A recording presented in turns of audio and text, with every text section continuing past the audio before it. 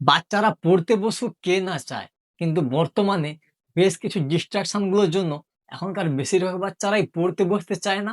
তাই আজকে কিছু বেস্ট সুপার ফুড গুলো নিয়ে আলোচনা করব, যে খাবারগুলো খাওয়ার ফলে বাচ্চাদের পড়াশোনাতে মনোযোগ বাড়বে, তারা পড়াকে দীর্ঘ সময় মনে রাখতে পারবে, ফলে রেজাল্টও ভালো হবে। তো চলুন সেই খাবারগুলো জেনে নেওয়া যাক।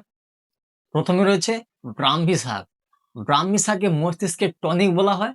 এতে ব্যাসিসাইড নামের একটা উপাদান থাকার জন্য যে মস্তিষ্কের ক্ষতিগ্রস্ত কোষগুলোকে মেরামত করে, নতুন তথ্য শিখতে এবং দীর্ঘ সময় মনে রাখতে খুব ভালো কাজ করে। সপ্তাহে 2 দিন করে ব্রাহ্মী শাক খাওয়াতে পারেন। এটা খুব ভালো একটি খাবার। নাম্বার 2 সুপার ফুড হলো বাদাম। বাদামকে ব্রেনস ফুড বলা হয়। বাদামের মধ্যে বিশেষ করে চীনা বাদাম বা আমন্ড বাদাম খাওয়াতে পারেন।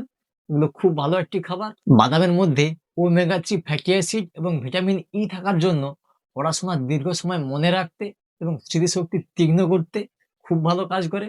সকালে বা সন্ধ্যায় টিফিনের সময় বাচ্চাদেরকে এগুলো খাওয়াতে পারেন। নাম্বার 3 সুপার ফুডস হলো ডার্ক চকলেট। এটি মস্তিষ্কের দারুণ জ্বালানি। এতে হ্যাভেনয়েডস এবং ক্যাফেইন থাকার জন্য পড়াশোনাতে গভীর মনোযোগ দিতে এবং মস্তিষ্কের রক্ত সঞ্চালন বাড়াতে এটি খুব কার্যকরী।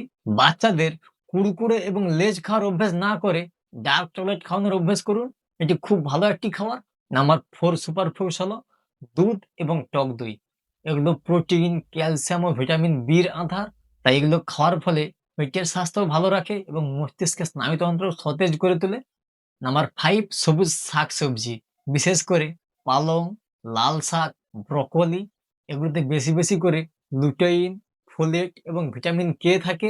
তাই এগুলো বাচ্চাদের চিন্তা করার শক্তি বাড়াতে এবং পড়াকে দ্রুত মনে রাখতে খুব ভালো কার্য করে। খাবার ছাড়াও আরো অনেক কিছু টিপস রয়েছে, যেগুলো মেনে চললে বাচ্চাদের পড়াশোনাতে মনোযোগ বাড়বে। সেই টিপস গুলো নিয়ে যদি বিস্তারিত ভিডিও চান তাহলে কমেন্ট করুন। যদি কমেন্টের সংখ্যা বেশি হয় অবশ্যই আমি লং ভিডিও নিয়ে আসবো। আজকে এই পর্যন্তই। ভিডিওটি ভালো লাগলে সঙ্গে থাকুন। দেখা হচ্ছে পরের ভিডিওতে।